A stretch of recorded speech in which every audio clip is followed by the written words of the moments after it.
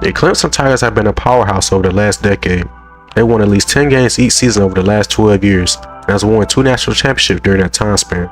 They produce an endless amount of talent that's produced in the NFL, but it seems this dynasty is over. This is clearly not the same program we've been accustomed to over the years. This is the rise and fall of the Clemson Tigers. It all started when Dabo Swinney was hired in 2008. He had a few mediocre years before the Tigers were a well-known program. In 2011, Clemson had its first 10-win season since 1990. Clemson had won an ACC championship that year and were led by one of the most underrated players of program history, Tajh Boyd, who had 3,800 passing yards, 33 touchdowns, and 12 interceptions that season. The Tigers were then selected to play in the Orange Bowl against West Virginia, and I mean this game was a complete massacre. The Tigers ended up losing 70-33. Geno Smith looked like the best quarterback in college football history against them. He passed for over 400 yards and had 4 touchdowns. I mean, this was an ugly loss for the Tigers, but everyone knew this program was heading in the right direction. The 2012 season officially put Clemson on the map. They won 11-2, played against 8th-ranked LSU in the Chick-fil-A Bowl. The Tigers completed a crucial 4th and 16. Tajh Boyd hit DeAndre Hopkins for 26 yards, which eventually led them to kick the game-winning field goal. Almost no one had Clemson win this game, but they pulled it off. In 2013, the Tigers had basically the same season as 2012. They ended up 11-2 yet again, but this time they were up against 7th-ranked Ohio State. Tajh Boyd led them to a high-scoring victory, 40-35, in which he threw for 378 yards and 5 touchdowns. Everyone wasn't down this program anymore after beating 2 prominent teams in back-to-back years. In 2014, the Tigers took a slight step back. They went 10-3 and were led by Cole Stout, who was nowhere near as good of a quarterback as Tajh Boyd. Stout threw for 1,800 yards, 9 touchdowns, and 10 interceptions during that season, but Deshaun Watson ended up replacing him and was the starter until he got injured. Watson had passed for 1,400 yards, 14 touchdowns, and 2 interceptions. The Tigers ended up playing Oklahoma in the Russell Athlete Bowl and demolished the Sooners 4-6. Clemson knew they would be special with Deshaun Watson the next couple of years, and they were. In 2015, the Tigers went 12-0 during the regular season. Deshaun Watson was playing out of his mind. The Tigers ended up being the number 1 ranked team heading to the playoffs. They beat a good Oklahoma team 37-17 in the semifinal, and then faced off against Alabama in the championship. It was number 1 ranked Clemson versus number 2 ranked Alabama. Watson did everything he could to lead Clemson to their second national championship since 1981, but it wasn't enough. The Crimson Tide ended up winning the shootout 45-40. Even though Clemson had lost, in my opinion, this was the start of their dynasty, because they showed they belong with top programs. In 2016, the Tigers had a repeat from the previous season. They ended up 14-1 again. The Tigers finished the regular season ranked number 2 and faced off against 3rd-ranked Ohio State in the semifinals.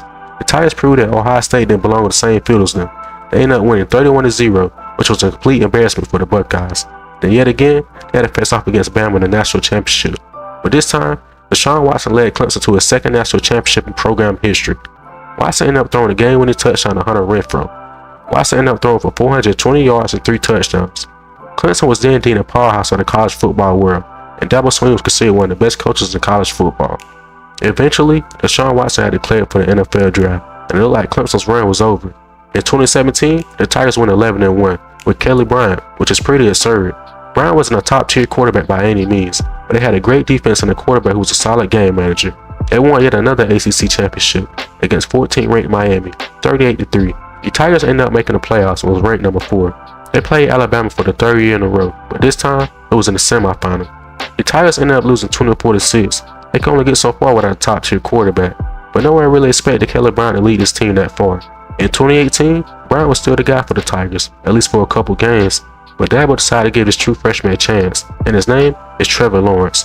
Many questioned Dabo's decision, but Bryant couldn't move the ball well enough for Clemson to compete for another championship. Trevor Lawrence led one of the greatest teams in college football history to yet another playoff appearance. Clemson faced off against Notre Dame in the semifinals, and it wasn't even close. The Tigers won 30-3. Lawrence had 327 yards and Justin Ross had 148 yards receiving. Their next game was against Alabama for the 4th straight time, but this time, Lawrence led Clemson to his 3rd national championship. The Tigers completely destroyed a good Alabama team 44-16. Their defense and offense were clicking on all cylinders all season. And keep in mind, Trevor Lawrence did this as a true freshman. The Tigers were now considered a dynasty by winning 2 national championships in 2016 and 2018. Dabo Swinney was also considered a top 2 coach alongside Nick Saban. In 2019, the Tigers were still as dominant as 2018. Lawrence led them to another undefeated season and another playoff appearance. The Tigers faced off against a Justin Fields-led team in Ohio State. The Tigers won a close game 29-23. Next, Clemson faced off against LSU. This LSU team was filled with NFL talent, and some might consider this to be the best team ever. Joe Burrow and Jamar Chase completely embarrassed Clemson's defense. Clemson ended up losing 42-25 in the championship. In 2020, the Tigers had another great regular season. They only lost one game. Lawrence led the Tigers to yet another playoff appearance. The Tigers had been in every playoff up until this point. They faced up against Justin Fields yet again, but couldn't pull out another victory. This time the Tigers ended up losing 49-28 in the semifinals, and Trevor Lawrence then declared for the NFL draft. The 2021 season began to fall from grace for the Tigers. DJ was considered the front runner for the Heisman, but all he did was disappoint. The Tigers took a step back and finished 10-3. Clemson's offense was horrible. DJ ended up throwing for 2,200 yards, 9 touchdowns, and 10 interceptions. I mean, the Tigers barely beat an unranked Ohio State team in the Cheez-Its Bowl. Dabo still had a lot of faith in DJ, and that ultimately led to another bad season for Clemson standards. In 2022, the Tigers lost 2 regular season games, which made it 2 years in a row without them being in the playoffs. They even ended up losing to South Carolina. If the Tigers lose to Carolina, you might as well throw the whole season away.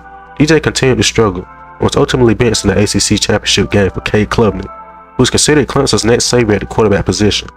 Cade ended up beating North Carolina in the ACC championship, but lost to Tennessee in the Orange Bowl, 31-14. Dabo still had faith that this program would go back to what it was with Watson and Lawrence, but he was wrong. Currently, Clemson is at its lowest point since Dabo Swinney was hired. They're currently sitting at 4-4. Cade Klubnik has struggled, has made some boneheaded mistakes that cost his team some games.